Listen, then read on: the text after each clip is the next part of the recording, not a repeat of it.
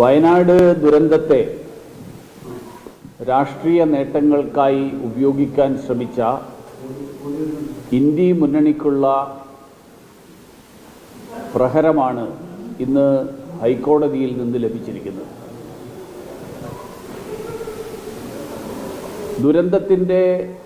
ദുരന്തം കഴിഞ്ഞ് 4 മാസത്തിന് ശേഷം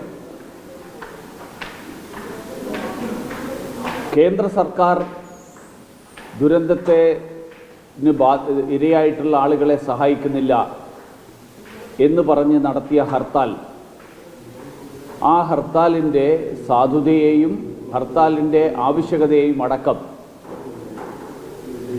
ഹൈക്കോടതി വിമർശിച്ചിരിക്കുകയാണ്. മാത്രമല്ല, സംസ്ഥാന സർക്കാർ കേന്ദ്ര സർക്കാരിന് ദുരന്തത്തെ സംബന്ധിച്ചിട്ടുള്ള വിശദമായിട്ടുള്ള കണക്കുകൾ പോലും സമർപ്പിച്ചത് നവംബർ മാസം 13-ാം തീയതിയാണ് എന്ന് വ്യക്തമായിരിക്കുകയാണ്. അതിനു മുൻപ് കേന്ദ്ര സംഘം വയനാട് സന്ദർശിച്ചതിന് ശേഷം നവംബർ 16-ാം തീയതി ഉന്നതാധികാര സമിതി ചേർന്ന് 153 കോടി രൂപ അനുവദിച്ചത് മറച്ചുവെച്ചുകൊണ്ട് ഹർത്താലിന് ആഹ്വാനം ചെയ്ത ഇടതുപക്ഷത്തിൻ്റെ സമീപനം ജനങ്ങളെ എത്രമാത്രം കബളിപ്പിക്കാൻ ഏതറ്റം വരെയും പോകും എന്നുള്ളതിൻ്റെ ദൃഷ്ടാന്തമാണ്.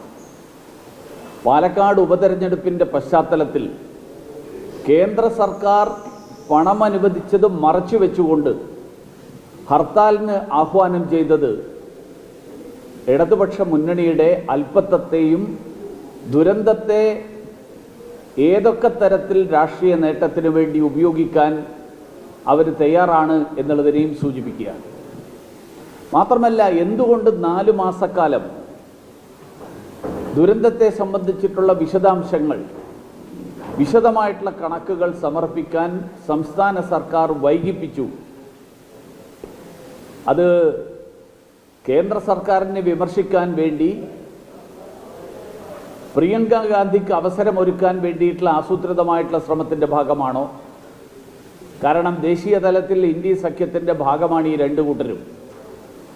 അതുകൊണ്ട് ഉപതെരഞ്ഞെടുപ്പ് നടക്കുമെന്ന് അറിഞ്ഞുകൊണ്ട്, ഉപതെരഞ്ഞെടുപ്പിൽ പ്രിയങ്ക ഗാന്ധി സ്ഥാനാർത്ഥിയാകുമെന്ന് അറിഞ്ഞുകൊണ്ട്, ആ ഉപതെരഞ്ഞെടുപ്പിൽ കേന്ദ്ര സർക്കാരിനെതിരായിട്ട് വിമർശനം ഉന്നയിക്കാനുള്ള ഒരു വാദമുഖം എന്നുള്ള നിലയിൽ അങ്ങനെ ഒരു വാദമുഖം സൃഷ്ടിക്കാൻ വേണ്ടി ബോധപൂർവം ഈ കണക്കുകൾ സമർപ്പിക്കാൻ വൈകിച്ചതാണോ എന്നുള്ള ചോദ്യം കൂടി ഉയരുകയാണ്.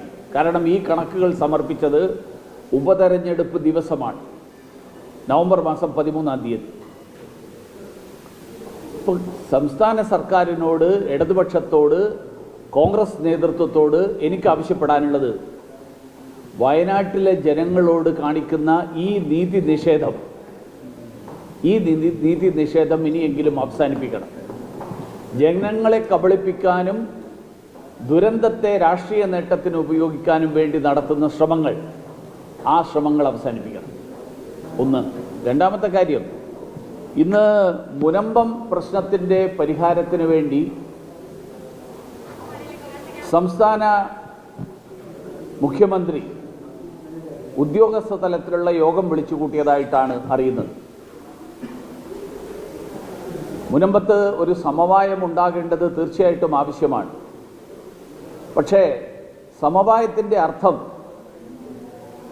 അവിടെ വഖഫ് ഭൂമിയാണ് എന്ന് അനുവദിച്ചു കൊടുത്തുകൊണ്ട് അതിന് നഷ്ടപരിഹാരം നൽകുക എന്നുള്ളതാണ് നീക്കമെങ്കിൽ, ഈ രാജ്യത്തെ നികുതിദായകൻ്റെ പണം, ആ പണം വഖഫ് ഭൂമിക്ക് വേണ്ടി എന്നുള്ള വാദമുയർത്തുന്ന ആളുകൾക്കൊക്കെ നഷ്ടപരിഹാരം നൽകാൻ ഉപയോഗിക്കുന്നത് ഈ നാട്ടിലെ സാധാരണക്കാരായിട്ടുള്ള നികുതിദായകരോടുള്ള വെല്ലുവിളിയാണ്.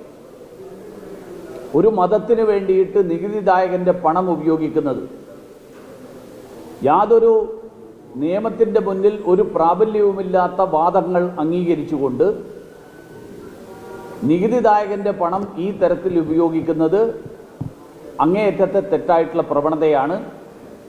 അത്തരത്തിലുള്ള നീക്കങ്ങൾ ആ നീക്കങ്ങൾ നീതിയുടെ സാമാന്യ നീതിക്ക് നിരക്കാത്തതാണ്. അതുകൊണ്ട് സംസ്ഥാന സർക്കാർ അന്യായമായിട്ട് വഖഫ് ഭൂമി എന്ന് അവകാശപ്പെടുന്ന ആളുകളുടെ അവകാശത്തെ തള്ളിക്കളഞ്ഞുകൊണ്ട് അവിടെ നൂറ്റാണ്ടുകളായിട്ട് ജീവിക്കുന്ന ധീവരരായിട്ടുള്ള ലത്തീൻ സമുദായക്കാരായിട്ടുള്ള ആളുകളുടെ ഭൂമിയിലുള്ള അവകാശത്തെ അംഗീകരിച്ചു കൊടുക്കാൻ ആവശ്യമായിട്ടുള്ള നടപടികളാണ് കൈക്കൊള്ളേണ്ടത്. വഖഫ് ഭേദഗതി കൊണ്ടുവന്നിട്ടുള്ള കേന്ദ്ര സർക്കാരിൻ്റെ നീക്കം, ആ നീക്കത്തെ പിന്തുണയ്ക്കാൻ ഇനിയെങ്കിലും ഇന്ത്യ മുന്നണിക്കാർ തയ്യാറാകുമോ എന്നുള്ളതുമാണ് എനിക്ക് ചോദിക്കാൻ. കേന്ദ്ര സർക്കാരിൻ്റെ മുൻപാകെ സംസ്ഥാന സർക്കാർ ആദ്യ മെമ്മോറണ്ടത്തിൽ ആവശ്യപ്പെടുന്നത് 260 കോടി രൂപയാണ്. കേന്ദ്ര സർക്കാർ 290 കോടി കൊടുത്തു അന്ന്. അതിനുശേഷം ആ 290-ന് പുറമെ 388 കോടി സംസ്ഥാന സർക്കാരിൻ്റെ കൈവശം നേരത്തെ കൊടുത്തതിൻ്റെ ബാക്കിയിരിപ്പുണ്ട്. അങ്ങനെ സംസ്ഥാന ദുരന്ത നിവാരണ ഫണ്ടിൽ 780 കോടിയുണ്ട്, 783 കോടി. അതിന് പുറമെയാണ് ഇപ്പോൾ പുതുതായിട്ട് കൊടുത്തിരിക്കുന്നത് 153. അതിൽ കൂടുതൽ കേന്ദ്ര സർക്കാർ കൊടുക്കണമെങ്കിൽ സംസ്ഥാന സർക്കാരിൻ്റെ പുതിയ കണക്കുകൾ വരണമായിരുന്നു. ആ കണക്കാണ് ഈ 4 മാസം കഴിഞ്ഞ് കൊടുത്തത്. ആദ്യം സംസ്ഥാന സർക്കാർ കൊടുത്ത മെമ്മോറാണ്ടത്തിൽ 260 കോടിയാണ് സംസ്ഥാന സർക്കാർ ആവശ്യപ്പെട്ടിരുന്നത്. ഇതെല്ലാം ഒക്ടോബർ 17-ാം തീയതിയത്തെ ഹൈക്കോടതിയിൽ സമർപ്പിച്ചിട്ടുള്ള കേന്ദ്ര സർക്കാരിൻ്റെ സത്യവാങ്മൂലത്തിൽ വിശദമായിട്ടുണ്ട്. ഞാൻ നിങ്ങൾക്ക് കോപ്പി തരാൻ വേണ്ടി. എന്താണ് സംസ്ഥാന സർക്കാർ ആദ്യഘട്ടത്തിൽ ആവശ്യപ്പെട്ടത്? ആ ആദ്യഘട്ടത്തിൽ ആവശ്യപ്പെട്ടതിനും മറുപടിയായിട്ട്, അല്ലെങ്കിൽ അതിന് നടപടി എന്നുള്ള നിലയിൽ കേന്ദ്ര സർക്കാർ എന്തൊക്കെ ചെയ്തു? പോസ്റ്റ് ഡിസാസ്റ്റർ നീഡ് അസസ്മെൻറ്റിനെ സംബന്ധിച്ച് എന്താണ് സംസ്ഥാന സർക്കാർ കേന്ദ്രത്തോട് പറഞ്ഞത്? ഈ കാര്യങ്ങൾ മുഴുവൻ തന്നെ ഒക്ടോബർ മാസം 17-ാം തീയതി കൊടുത്ത സ്റ്റേറ്റ്മെൻറ്റിലുണ്ട്. ആ സ്റ്റേറ്റ്മെൻറ്റിന് ഒരു മറുപടി പോലും, അല്ലെങ്കിൽ അതിനെ കൗണ്ടർ ചെയ്തുകൊണ്ടുള്ള, അതങ്ങനെ അല്ലെങ്കിൽ ഇങ്ങനെയാണ് എന്ന് പറഞ്ഞുകൊണ്ടുള്ള ഒരു സ്റ്റേറ്റ്മെൻറ്റും സംസ്ഥാന സർക്കാർ ഹൈക്കോടതിയിൽ സമർപ്പിച്ചിട്ടില്ല. അഡീഷണൽ സ്റ്റേറ്റ്മെൻറ്റാണ് ഇന്ന് കേന്ദ്ര സർക്കാർ വീണ്ടും കൊടുത്തിരിക്കുന്നത്. അതിൽ പറഞ്ഞിരിക്കുന്നത് നവംബർ 16-ാം തീയതി 153 കോടി രൂപ. കാരണം ഒരു ഇൻ്റർ മിനിസ്റ്റീരിയൽ ടീം, IMCT കേന്ദ്ര സംഘം ഓഗസ്റ്റ് മാസം 8, 9, 10 തീയതികളിൽ വയനാട് സന്ദർശിച്ചതിൻ്റെ അടിസ്ഥാനത്തിൽ അവർ കണ്ടെത്തിയിട്ടുള്ള ഒരു കണ്ടെത്തലുകളുടെ അടിസ്ഥാനത്തിലാണെന്നാണ് ഞാൻ മനസ്സിലാക്കുന്നത്. ഉന്നതാധികാര സമിതി ചേർന്ന് 153 കോടി രൂപ അനുവദിക്കാനുള്ള തീരുമാനമെടുത്തത്. അതിനു പുറമെ വ്യോമസേനയുടെ ബില്ല്, ആ ബില്ലും അംഗീകരിച്ചുകൊണ്ട് കേന്ദ്ര സർക്കാർ അതിനുള്ള തുകയും അനുവദിച്ചു. അപ്പോൾ ചുരുക്കത്തിൽ ഈ 153 കോടി എന്ന് പറയുന്നതാണ് ഫൈനലായിട്ട് അല്ല, ഈ ഫൈനലിൽ ഇനി വരും. വകുപ്പിന്റെ ടീമിന്റെ കണക്കനുസരിച്ച് ഇത്രയാണ് കൊടുക്കാൻ ചെയ്യുന്നത്. അത് കേന്ദ്ര സർക്കാർ ആഭ്യന്തര വകുപ്പിന്റെ ടീം 2 ഘട്ടത്തിലാണ് ദുരന്ത നിവാരണ നിയമം അനുശാസിക്കുന്നത്. ആദ്യഘട്ടത്തിൽ ഒരു കേന്ദ്ര സംഘം സന്ദർശിക്കും. ആ കേന്ദ്ര സംഘത്തിൻ്റെ കണ്ടെത്തലിൻ്റെ അടിസ്ഥാനത്തിലുള്ള ഒരു തുക. പിന്നെ പോസ്റ്റ് ഡിസാസ്റ്റർ നീഡ് അസസ്മെൻറ്റ് നടത്തിയതിന് ശേഷം ദുരന്താനന്തര ആവശ്യങ്ങൾ, ആ ആവശ്യങ്ങൾ എന്തൊക്കെയാണ് എന്നുള്ളത് സംസ്ഥാന സർക്കാരിൻ്റെ വിവിധ വകുപ്പുകളുടെ സംഘം വിശദമായിട്ട് പഠനം നടത്തി നൽകുന്ന റിപ്പോർട്ട്, ആ റിപ്പോർട്ടിൻ്റെ അടിസ്ഥാനത്തിൽ ദീർഘകാല അടിസ്ഥാനത്തിലുള്ള കാര്യങ്ങൾ ചെയ്യും. അതിനു വേണ്ടിയിട്ടുള്ള റിപ്പോർട്ട് ഇപ്പോൾ കൊടുത്തിരിക്കുന്നത് നവംബർ മാസം 13-ന്. എല്ലാ സംസ്ഥാനങ്ങൾക്കും കൊടുക്കുന്ന ഫണ്ടാണ് എന്നുള്ളത് ശരി തന്നെ. അത് ദുരന്തങ്ങൾ, അപ്രതീക്ഷിതമായിട്ടുണ്ടാകുന്ന ദുരന്തങ്ങൾ നേരിടാൻ വേണ്ടി തന്നെയാണത്. അതിനാണല്ലോ ദുരന്തം എന്ന് പറയുന്നത്. അല്ലാതെ എല്ലാ ദിവസവും സാധാരണ നടക്കുന്ന കാര്യങ്ങൾക്ക് വേണ്ടിയിട്ടല്ലല്ലോ. ദുരന്തങ്ങൾ എല്ലാ വർഷവും പല സ്ഥലങ്ങളിലായിട്ടുണ്ടാകുന്നുണ്ട്. ഒരു സ്ഥലത്ത് മാത്രമല്ല, വിവിധ സ്ഥലങ്ങളിൽ പ്രകൃതി ദുരന്തങ്ങൾ ഉണ്ടാവാറുണ്ട്. ആ ദുരന്തങ്ങൾ ഉണ്ടാകുമ്പോൾ അടിയന്തരമായിട്ട് ചെയ്യാൻ വേണ്ടിയിട്ടുള്ള ഒരു സഹായം എന്നുള്ള നിലയിലാണ് സംസ്ഥാന സർക്കാരിന് കേന്ദ്രവും സംസ്ഥാനവും ചേർന്നിട്ട് ഈ ദുരന്ത നിവാരണ ഫണ്ട് ഉണ്ടാക്കിയിരിക്കുന്നത്. അത് ദുരന്തങ്ങൾ നേരിടാൻ തന്നെയാണ്. അത് ദുരന്തങ്ങൾ നേരിടാൻ അല്ലാതെ മറ്റുള്ള കാര്യങ്ങൾക്ക് വേണ്ടിയിട്ടല്ല, ദുരന്തങ്ങൾക്ക് വേണ്ടി തന്നെയാണിത്. പക്ഷേ കേന്ദ്ര സർക്കാർ ഇത്തവണ ചെയ്തത് അതിൻ്റെ അഡ്വാൻസ് തുക കൊടുത്തു. 290 രണ്ട് ഗഡുക്കളായിട്ട് അഡ്വാൻസ് കൊടുത്തു. അതിന് പുറമെ ഇപ്പം 153 അഡീഷണലായിട്ട് അനുവദിച്ചു.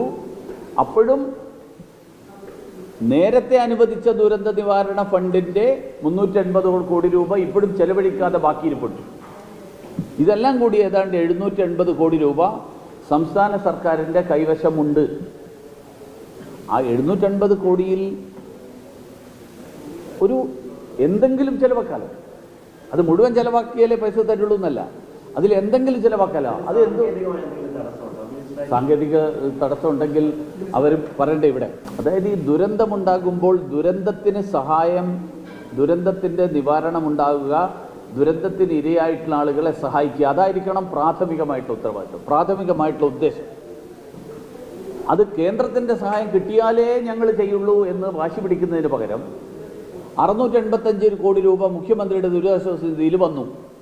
ആ വന്ന പൈസ ചെലവാക്കാത്തത് എന്താ, തുടങ്ങാത്തത് എന്താ? മിനിമം 1000-ലധികം വീടുകൾ പണിത് കൊടുക്കാമെന്ന് സന്നദ്ധ സംഘടനകൾ വാഗ്ദാനം ചെയ്തു. അവരുമായിട്ടൊരു ചർച്ച നടത്തിക്കൂടെ? ഈ കേന്ദ്രത്തിൽ നിന്നുള്ളത് കിട്ടുന്നതിന് മുൻപ് ഞങ്ങൾ ഒരൊറ്റ കാര്യവും ചെയ്യില്ല എന്നുള്ള വാശി എന്തിനാ പിടിക്കുന്നത്?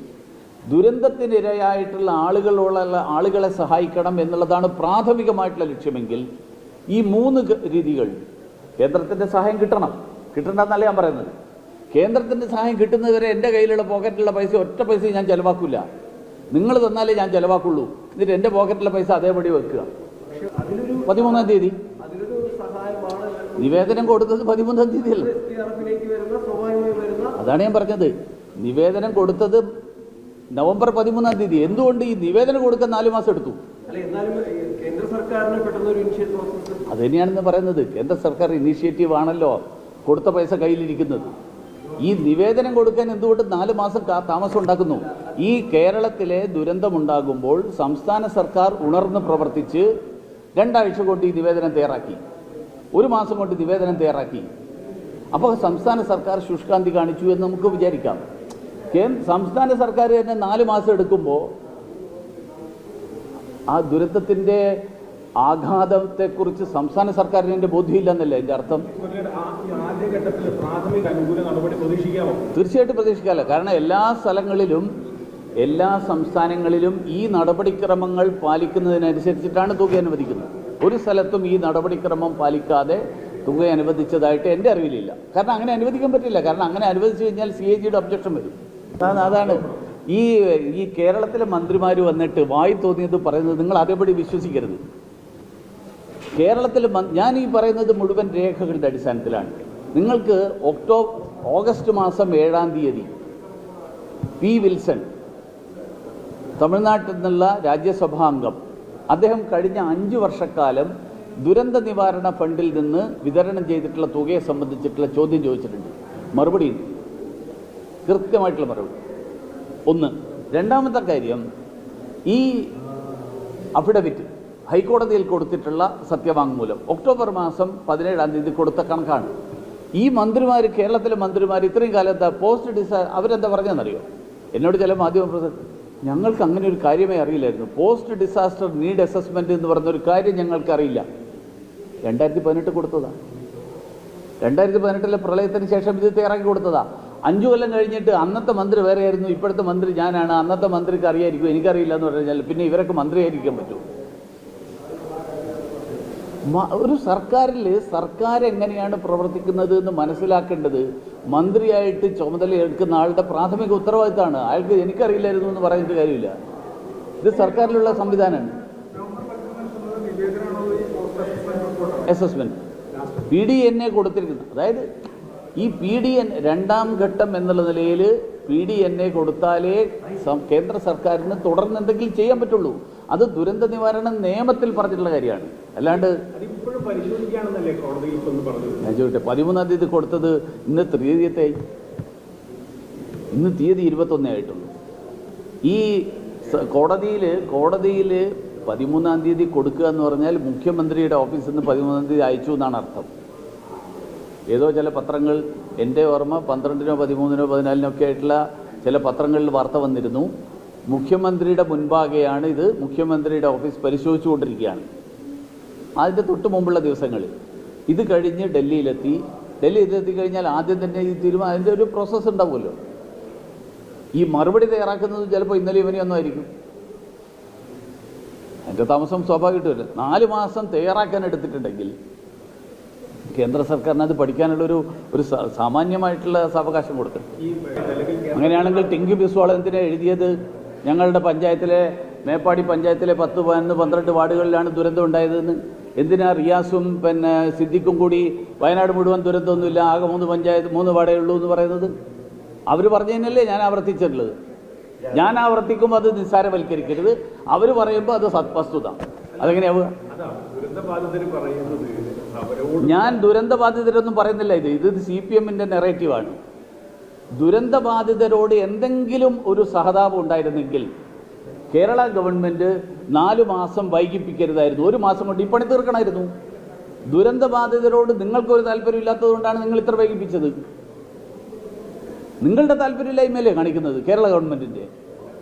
കേരള ഗവൺമെൻറ്റിൻ്റെ ശുഷ്കാന്തിയില്ലായ്മയും ദുരന്തത്തിന് ഇരയായിട്ടുള്ള ആളുകളോട് ഒരു താല്പര്യമില്ലാത്തത് കൊണ്ടാണ് അവർ ഇത്തിരി താമസിപ്പിച്ചത്. ഒന്നുകിൽ അല്ലെങ്കിൽ പ്രിയങ്ക ഗാന്ധിക്ക് പ്രചരണം ഉണ്ടാക്കാൻ വേണ്ടിയിട്ട് ബോധപൂർവം ചെയ്തത്. രണ്ടിലൊന്നാണ്. ഇതിലേതാണെന്ന് പറയണം. ഒരു നാടിൻ്റെ മുഴുവൻ ദുരന്തം എന്നല്ല ഞാൻ പറഞ്ഞത്. അതായത് ഒരു നാട് മുഴുവൻ ഒലിച്ചുപോയി എന്ന് പറഞ്ഞു.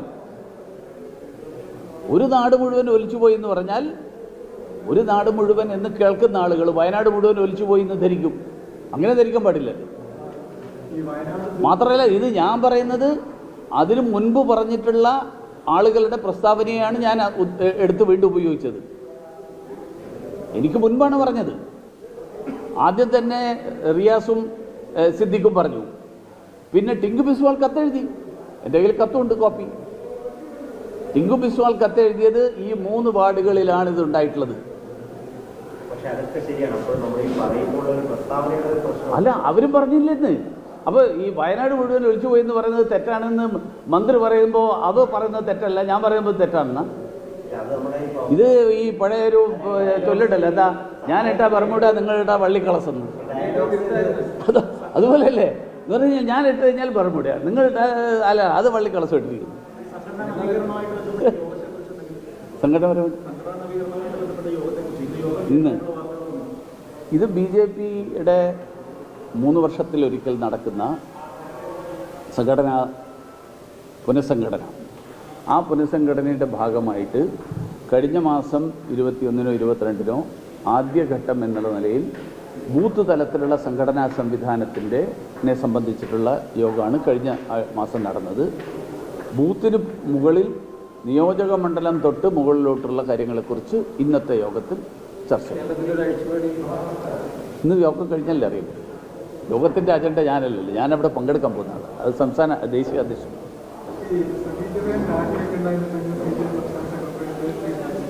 അപ്പോൾ അന്ന് എന്തായിരുന്നു അവർ രാജിവെക്കണം എന്ന് പറയാൻ കാരണം? യെച്ചൂരിയാണ് അന്ന് വാശി പിടിച്ചതെന്നാണ് മാധ്യമങ്ങളൊക്കെ റിപ്പോർട്ട് ചെയ്തത്. യെച്ചൂരി ഇല്ലാത്തത് കൊണ്ട് CPM-ന്റെ നയം മാറിയെന്നാണ്. എന്ന് പറഞ്ഞാൽ ബാക്കി എല്ലാവർക്കും അധികാരം മാത്രമേ താല്പര്യമുള്ളൂ, യെച്ചൂരിക്ക് മാത്രമേ ധാർമ്മികത ഉണ്ടായിരുന്നുള്ളൂ എന്നാണ്. യെച്ചൂരിയുടെ മരണത്തോടുകൂടി CPM-ന്റെ ധാർമ്മികത അവസാനിച്ചു. ധാർമ്മികതയാണല്ലോ അന്ന് പറഞ്ഞത്. ഒരു മന്ത്രി, ഭരണഘടനയെ അവഹേളിക്കുന്ന ഒരു മന്ത്രി, ആ മന്ത്രി ഭരണത്തിൽ തുടരാൻ എന്നത് ശരിയല്ല എന്ന് മാർക്സിസ്റ്റ് പാർട്ടി അംഗീകരിച്ചിട്ടാണ് അന്ന് രാജിവെച്ചത്. അത് കഴിഞ്ഞിട്ടാണ് ഒരു പോലീസിനെ കൊണ്ട് റിപ്പോർട്ട് ഉണ്ടാക്കിപ്പിച്ചത്. ആ പോലീസിനെ കൊണ്ട് ഉണ്ടാക്കിപ്പിച്ച റിപ്പോർട്ട്, ഈ റിപ്പോർട്ടുകൾ പോലീസിനെ കൊണ്ട് ഉണ്ടാക്കിക്കുന്നത് വിശ്വാസയോഗ്യമല്ല എന്ന് കോടതി പറഞ്ഞാൽ അതിനപ്പുറം കേരള പോലീസിന് കിട്ടുന്ന സർട്ടിഫിക്കറ്റ്, ഇതിനേക്കാൾ വലിയ സർട്ടിഫിക്കറ്റ് വേറെ കിട്ടാനില്ലല്ലോ. കേരളത്തിലെ പോലീസ് CPM നേതൃത്വം പറയുന്നതിനനുസരിച്ച് റിപ്പോർട്ട് ഉണ്ടാക്കുന്ന ആളുകളാണെന്നല്ലേ എൻ്റെ അർത്ഥം. ഈ ഒരു കുറ്റാന്വേഷണത്തിൻ്റെ പ്രാഥമികമായിട്ടുള്ള നടപടിക്രമങ്ങൾ പോലും പാലിക്കാതെ റിപ്പോർട്ട് ഉണ്ടാക്കി കൊടുക്കുക മന്ത്രിമാർക്ക് ആവശ്യമുള്ള രീതിയിൽ. അതുകൊണ്ടാണല്ലോ ക്രൈംബ്രാഞ്ച്. പക്ഷേ ഞാനതുകൊണ്ടാണ് പറയുന്നത്, ക്രൈംബ്രാഞ്ചും വലിയ വ്യത്യാസമൊന്നുമില്ല. ഒരാൾ ഏട്ടനാണെങ്കിൽ മറ്റേ ആൾ അനിയനാണെന്നേ ഉള്ളൂ. അപ്പോൾ ആ ക്രൈംബ്രാഞ്ചും ഇത് തന്നെ കാണിക്കാതിരിക്കാൻ കോടതി പ്രത്യേകം മുൻകരുതലെടുക്കണം എന്നാണ് എനിക്ക് പറയാനുള്ളത്.